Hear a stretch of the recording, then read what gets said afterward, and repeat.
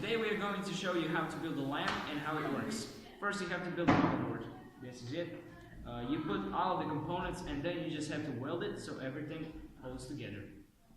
Put the gearwheels together so the handle can work. Thanks to the handle, we can create mechanic energy which is transformed in electric energy by the alternator.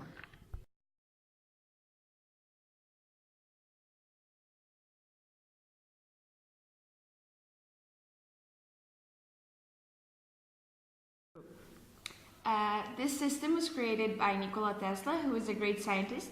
He was born in July 1856 and he died on January 1943. During his life, he invented a lot of things: an alternating current, Tesla's coil, neon lamp, and so many more things. To his invention that the lamp is working. To finish the lamp, you need to put the motherboard into both parts of the lamp and then you just have to close it. And it's done!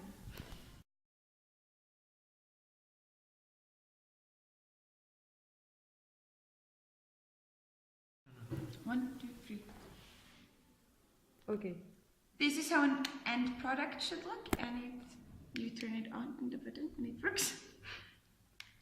That's it.